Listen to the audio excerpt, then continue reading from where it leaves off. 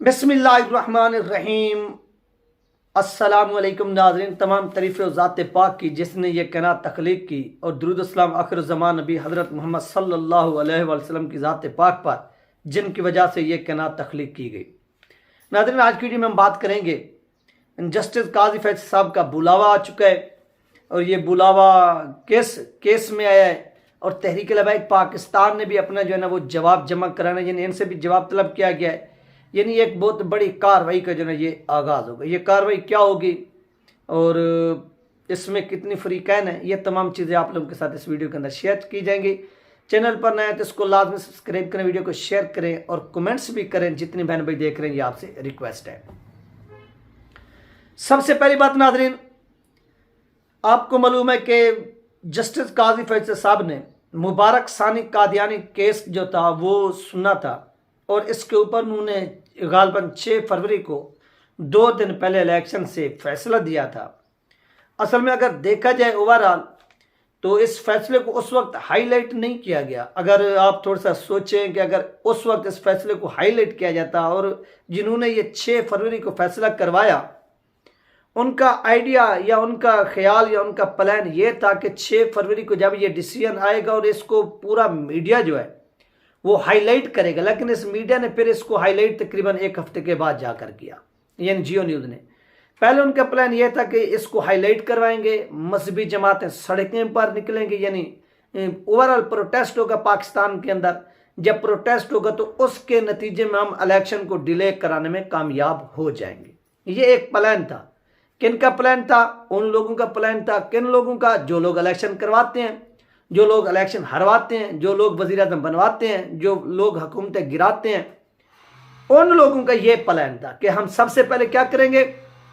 सबसे पहले हम यानी उनका ये पूरा का पूरा प्लान था कि सबसे पहले इस फैसले के ज़रिए मुल्क के अंदर जो है ना वो ऐसा एहतजाज करवाते हैं जिसके नतीजे में क्या होगा कि पाकिस्तान के अंदर सड़कें वगैरह ब्लॉक होंगी और इससे हम सुप्रीम कोर्ट ऑफ पाकिस्तान को कह सकेंगे कि आपके डिसीजन की वजह से ये मामला ख़राब हुए, लिहाजा इलेक्शन तो इस वजह से नहीं हो सका। लेकिन इसके बाद उनके बहुत से और भी प्लान होते हैं।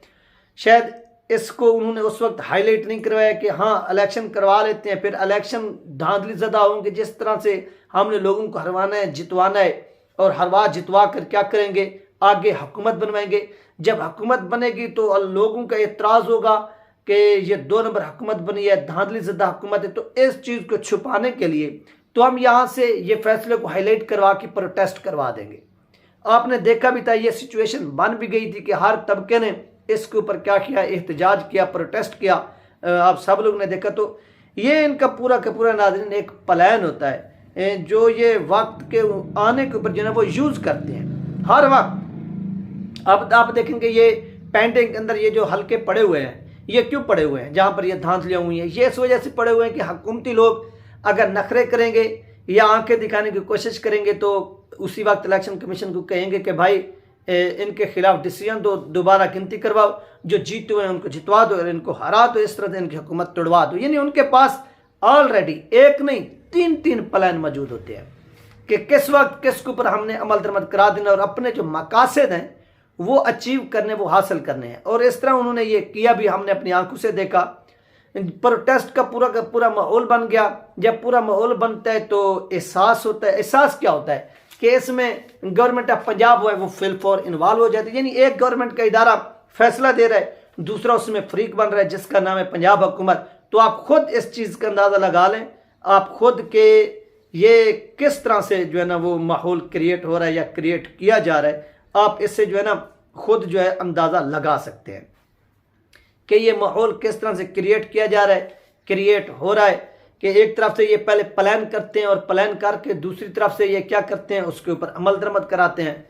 तो इस तरह जब हुकूमत ने देखा कि अब आवाम जो है वो बिल्कुल तैयार हो चुकी है प्रोटेस्ट के ऊपर, तो उन्होंने फिलफुल लॉन्च कर दिया। किसको? पंजाब गवर्नमेंट को। पंजाब गवर्नमेंट वहाँ पर पहुँच गई। जब पंजाब गवर्नमेंट पहुँचती है तो सुप्रीम कोर्ट ऑफ पाकिस्तान जो है वो कहते हैं कि आप नज़र-ए-षानी की अपील दायर करें। तो इसमें पाकिस्तान की मुतअद्दिद जो मजहबी रिलीजन पार्टीज़ हैं वो इन्वॉल्व हो जाती हैं। यानी इसमें सब जो है ना वो अपनी अपनी तरफ से पिटीशन दायर कर देती हैं। जिसमें तहरीक लबैक पाकिस्तान हो गई, जमात इस्लामी होगी, JUIF होगी, सीन हो गई, जमीयत उलमा अहले हदीस हो गई, जमीयत उलमा पाकिस्तान, यानी ओवरऑल जितनी भी पार्टीज थी वो इसका हिस्सा बन जाती हैं। जब हिस्सा बनती है तो इसके ऊपर समात होती है, और समात यानी 26 फरवरी को समात होती है, और समात को 3 वीक्स के लिए क्या किया जाता है, मुलतवी कर दिया जाता है। वो 3 वीक्स जो हैं वो 1 मंथ से भी ऊपर क्रॉस कर देते हैं। क्यों? क्योंकि आप जो सुप्रीम कोर्ट ऑफ पाकिस्तान ने नोटिफिकेशन निकाला है, इस नोटिफिकेशन के मुताबिक जो समात होगी वो समात होगी 28 मार्च को, यानी 28 मार्च। आज आपको मालूम है कि गालबन 22 मार्च है, 28 मार्च को क्या है, इसकी समात है। तो आप इस चीज का खुद जो है ना वो अंदाजा लगा लें, या आप इस चीज का खुद जो है ना वो अंदाजा लगा सकते हैं कि इसको 1 मंथ के लिए डिले किया गया। अब इसमें तमाम उन फरीकैन को, यानी एक काज लिस्ट में इस केस का नाम आ गया और नोटिफिकेशन भी जारी की गई। इस नोटिफिकेशन के मुताबिक 28 फरवरी को इस केस की समात होगी। और मैं आपको अहम नुकात जो है ना वो बताना चाहता हूँ कि जिसके ऊपर जस्टिस काजी फैसल साहब जो है ना वो एतराज लगाकर अपना जो फैसला है वो बरकरार रखेंगे। नंबर 1, गवर्नमेंट ऑफ पंजाब के जो वकील हो गए, अटार्नी जनरल हो गए, इन्होंने क्या करना, इस अटार्नी जनरल ने नाजरीन इसने अपनी तरफ से दलाल पेश करने के इसको इस तरह से कर दिया जाए, इसको इस तरह से कर दिया जाए, ये होंगे उसके दलाल। उसके बाद आपको मालूम है कि जमीयत उलमा इस्लाम जो होगी पाकिस्तान सीन वाली, इनके अपनी तरफ से कि ये पैराग्राफ 6 से 9 को हज़फ कराना चाहते हैं। TLP पूरे के पूरे फैसले को कलअदम कराना चाहती है। यानी हर का अपना अपना एक अलग अलग से व्यू ऑफ पॉइंट है। कुछ लोग वो हैं जैसे गांधी साहब हो गए, जिन्होंने सुप्रीम कोर्ट ऑफ पाकिस्तान के इस डिसीजन को बिल्कुल करेक्ट करार दिया है, कहा है कि ये 100% डिसीजन करेक्ट है। तो कुछ तो वो भी हैं।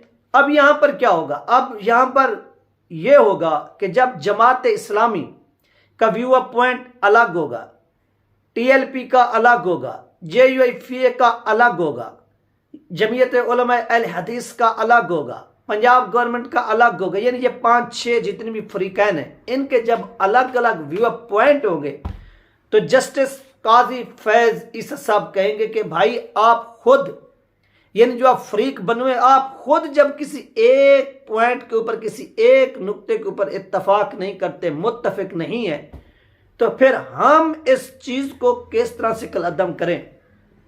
लिहाजा हम अपना फैसला जो है वो बरकरार रखते हैं, यही होगा।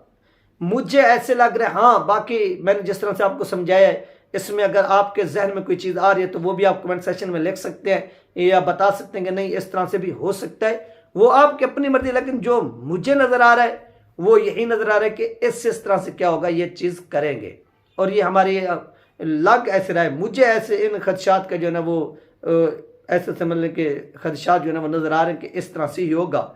हाँ, इसका एक तरीका है कि ये तमाम जमातें जिस दिन समात हो, पंजाब गवर्नमेंट को ये इतराज़ उठा दें कि इसको आप लगा दें साइड पे, क्योंकि आप एक गवर्नमेंट का इदारा है, ये भी गवर्नमेंट है, ये आप दोनों हो गए भाई।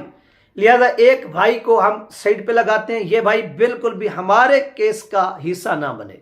पंजाब गवर्नमेंट का ये बाइकाट करवाएं अगर ये केस विन करना चाहते हैं, जीतना चाहते हैं। उसके बाद नंबर 2 पर इन तमाम जमातों के जो लैर्स हैं, जो वकलाएं या इन जमातों के सरबराह हैं, वो आपस में एक मीटिंग करें, वो मीटिंग बुलाएं, और मीटिंग बुलाकर किसी एक नुक्ते के ऊपर ये क्या कर लें, इकट्ठे हो जाए, मुत्तहिद हो जाए, यानी एक नुक्ते के ऊपर इनका इत्तफाक हो जाए कि ये चीज़ हम सब मुत्तफिक हैं और ये चीज़ जाकर सुप्रीम कोर्ट ऑफ पाकिस्तान में बयान करनी है।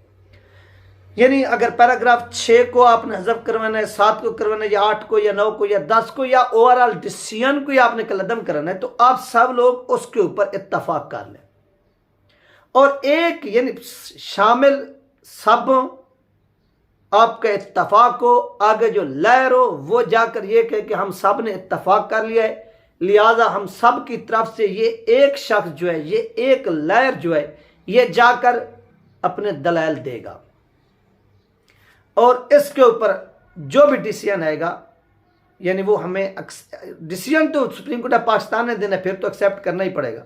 कहने का मकसद ये कि आप एक व्यू ऑफ पॉइंट यानी एक नुक्ते के ऊपर इकट्ठे हो जाए, इससे आगे सुनने वालों को काफ़ी फर्क पड़ेगा और वो इस तरह से एतराज़ भी नहीं उठा सकेंगे आप खुद किसी एक नुकात के ऊपर मुत्तफिक नहीं हुए। ये 3 अहम 3 अपडेट जो आप लोगों के साथ शेयर की गई। इंशाल्लाह मिलते हैं नेक्स्ट वीडियो में। अल्लाह हाफिज़।